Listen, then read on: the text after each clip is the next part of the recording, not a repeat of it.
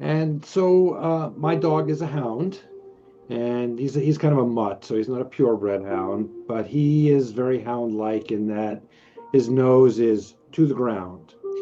And so I was thinking, because we talk often in meditation about the idea of sense experience, to see the world through our senses without any kind of context to it, without defining it, without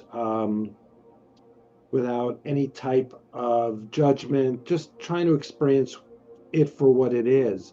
And when I do the guided meditations, I sort of try to guide you through that process. And I'm sure you can kind of recognize that as you sort of hear me talking.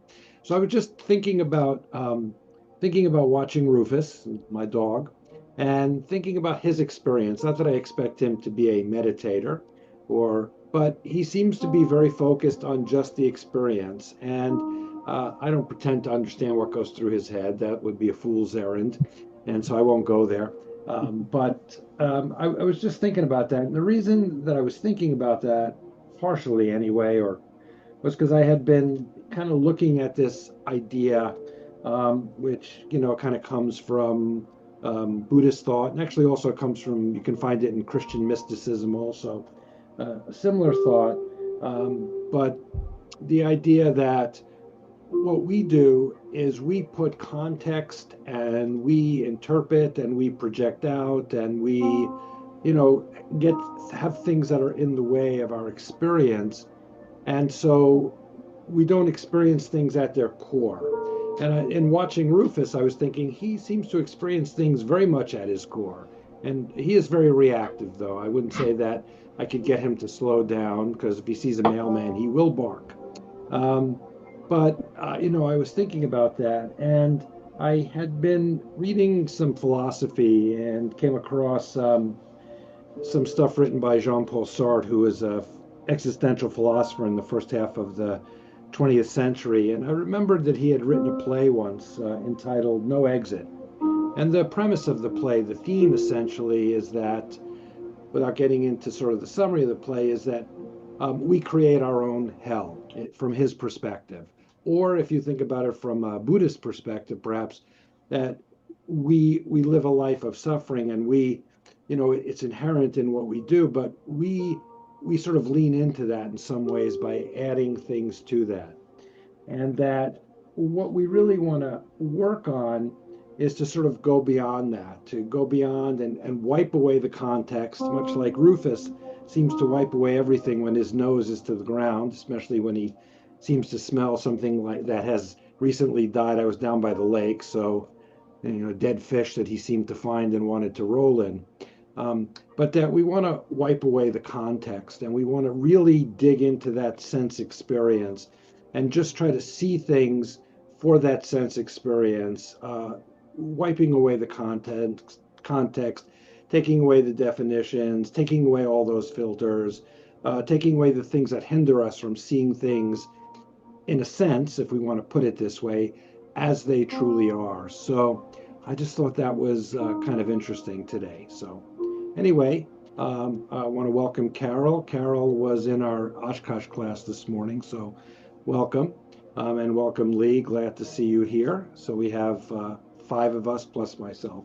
So we're going to go into our 20 minutes of guided meditation, and I will record. This is being recorded, and we'll go from there. So I'm going to get my watch going, or my timer, so I have a sense of when those 20 minutes are.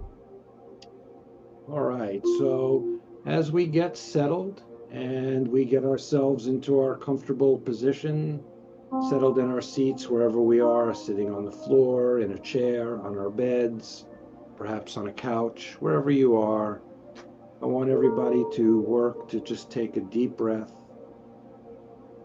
and to focus their attention on your breath, feeling your breath entering your nose, up through your nostrils, down, noticing the exchange between the in breath and the out breath, and then letting the out breath go and following it out.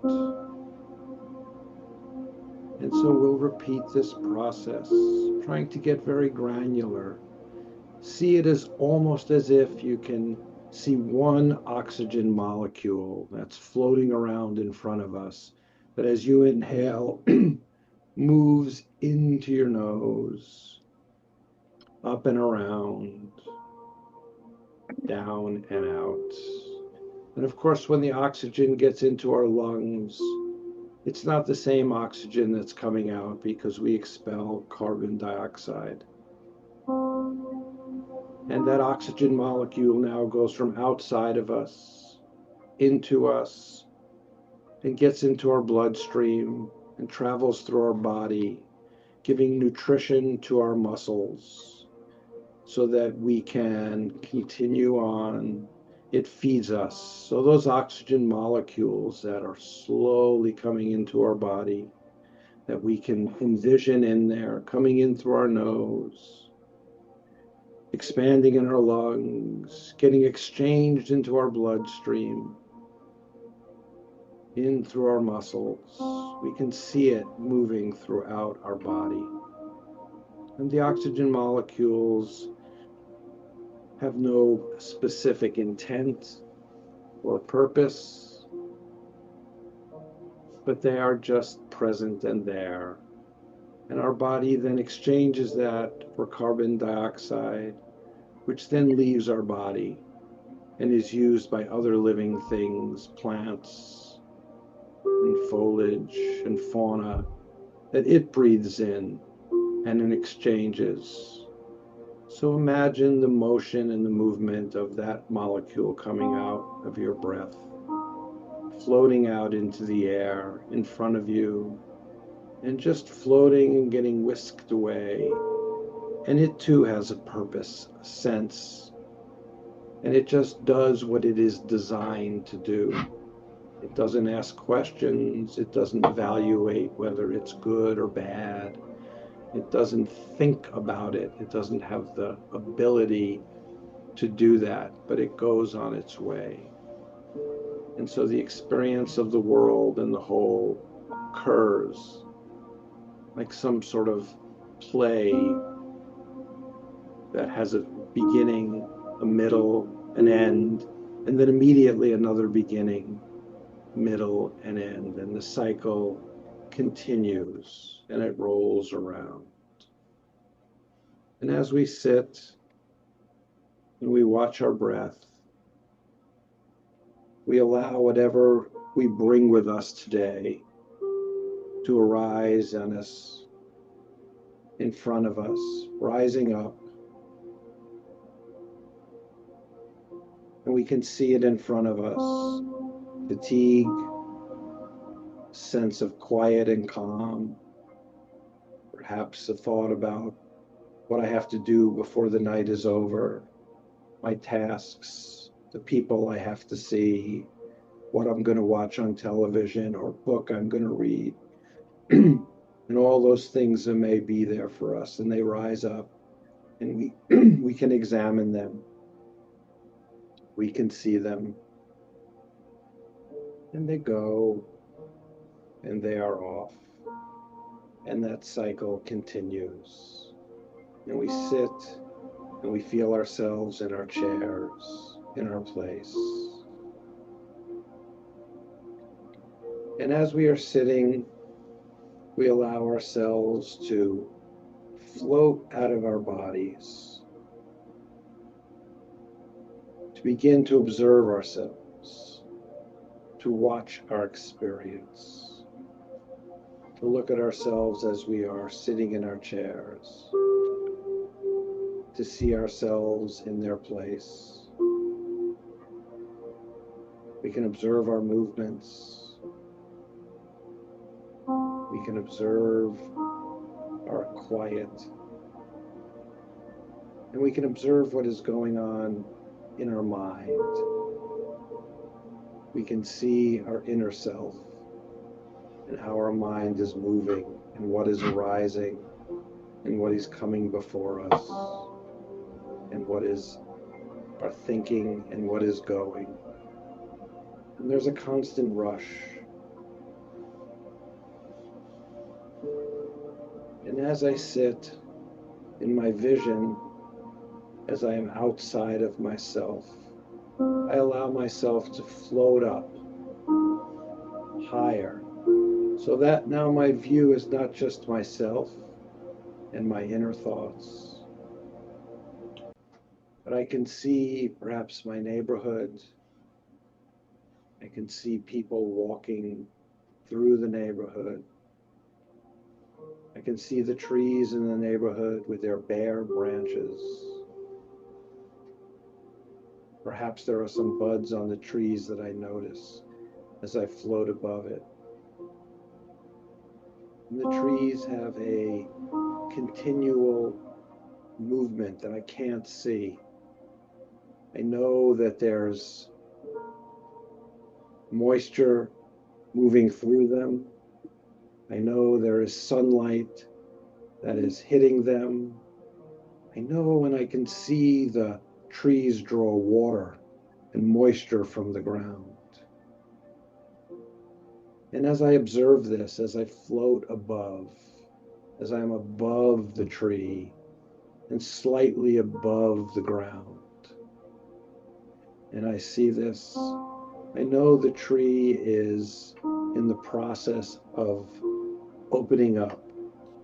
The tree knows spring is coming, not through some conscious process, but it knows it because it can feel it through its experience. It senses the change in temperature from winter to spring, from cool to warmth. It knows that it's coming. It senses the extra daylight that it has, the experience of the day being 1 minute longer today than yesterday, or 2 minutes longer tomorrow than today, or 4 minutes longer the next day than before that. And the tree, through that experience, begins to blossom and bloom. And if we watch this tree and we can envision it in our mind and see it as it will be and become going forward, we can see that it has a brown bark. Perhaps it's a shagbark tree where the bark is kind of off the tree and you can sense that. And as you hover above it, you can reach out and touch the bark and feel it. And you can step back or float back from that tree. And you can watch it. And we can speed up the action in our mind, but speed it up enough to experience it. We can sense the days getting longer. We have that experience. And we don't think about that we like the days getting longer, or that the days getting longer means that I can be outside more. We just experience the daylight being elongated. And with that, the counter to that, the opposite of that, is that the nighttime becomes shorter. Our experience of daylight is increased. Our experience of darkness is decreased. And it flows slowly and surely. And it is the same year after year as we are in this pattern.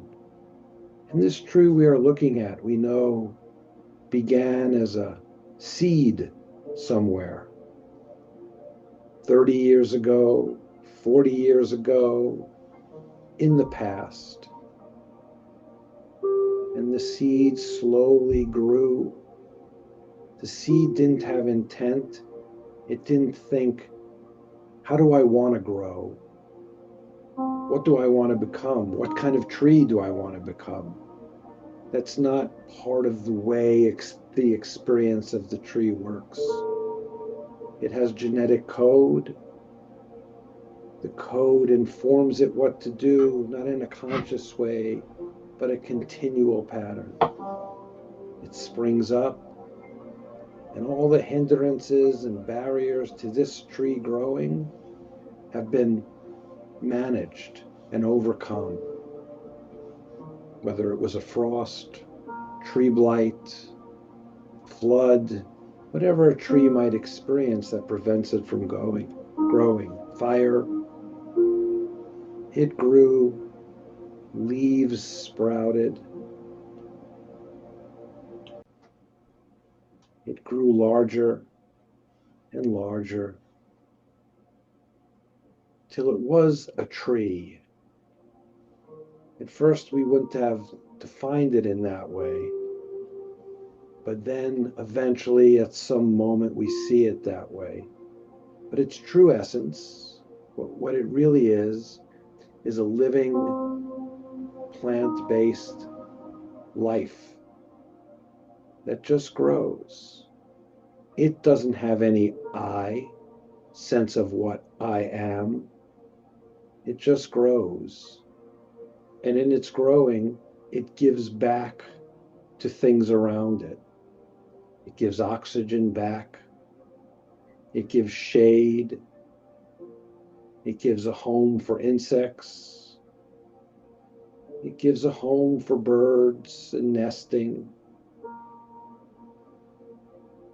In the spring, leaves grow.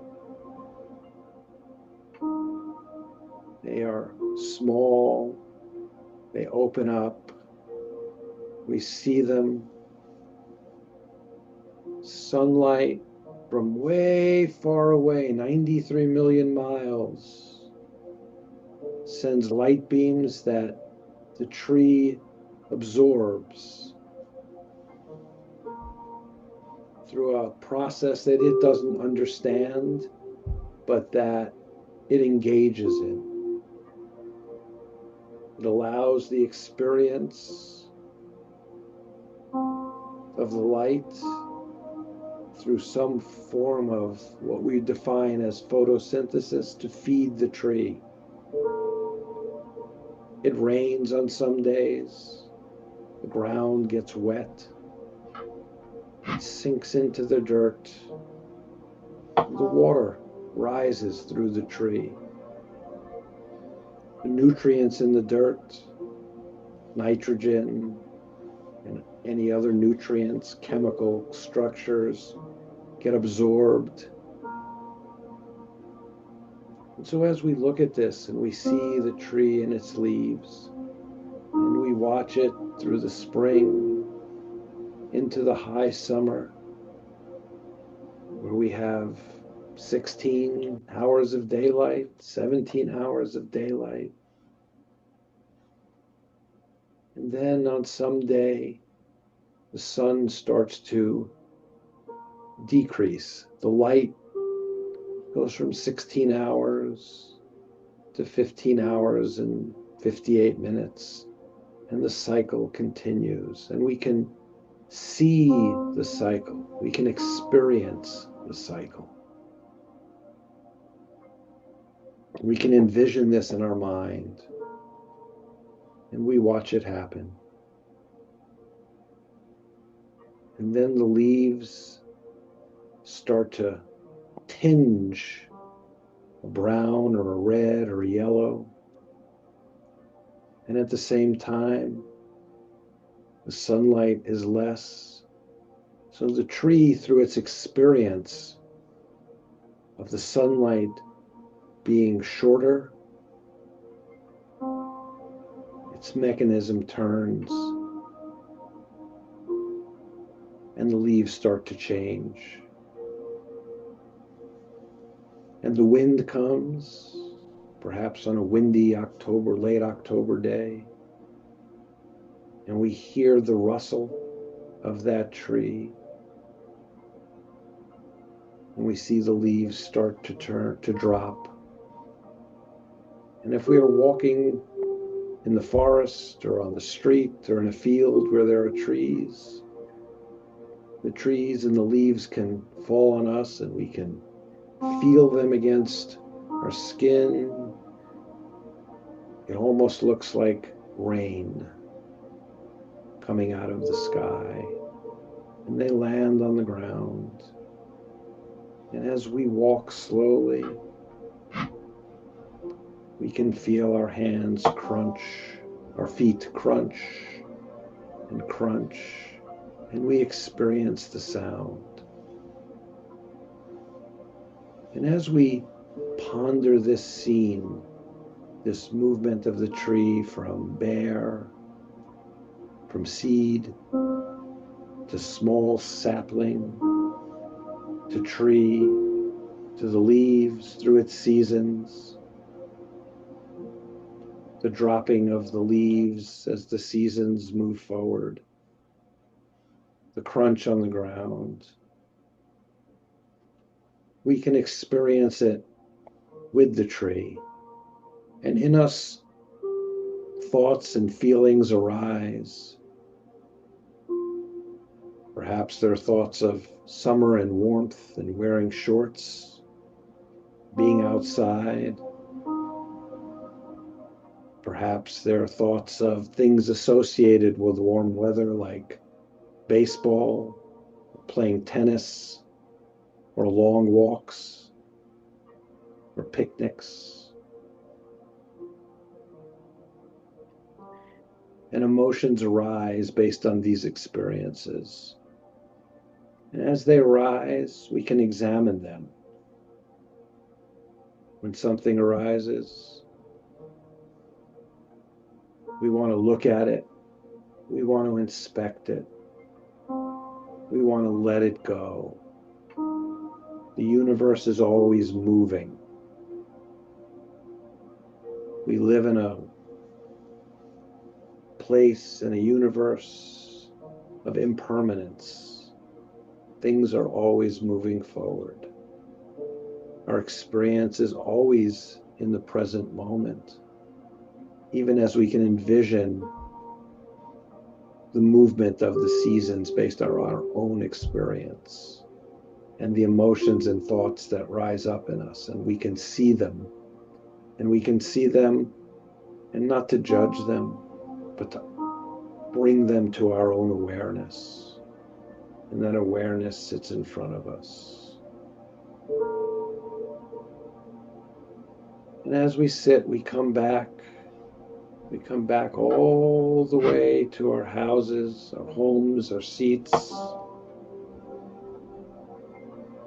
We come back to our breath. We take a long, slow, deep breath. We trace the breath. We feel our abdomens rise. We feel our abdomens fall and rise and fall. And for a moment, we're going to focus on our breath in silence, just allowing our attention to be focused on ourselves and to allow whatever arises to inspect it and to let it go. So let us breathe in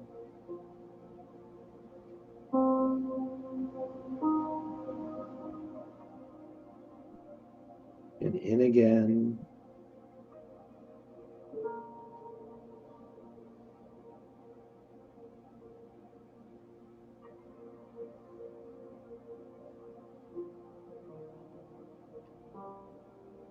In again.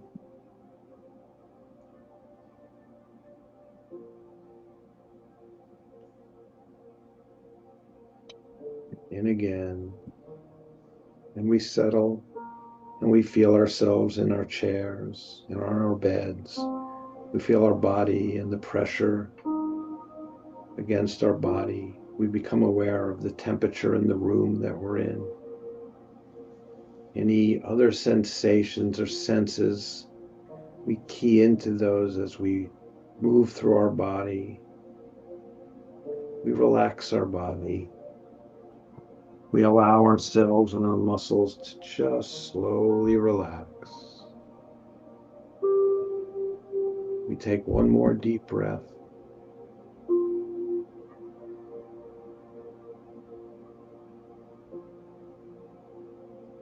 We open our eyes slowly. Namaste. May the light in me shine in you. Thank you very much.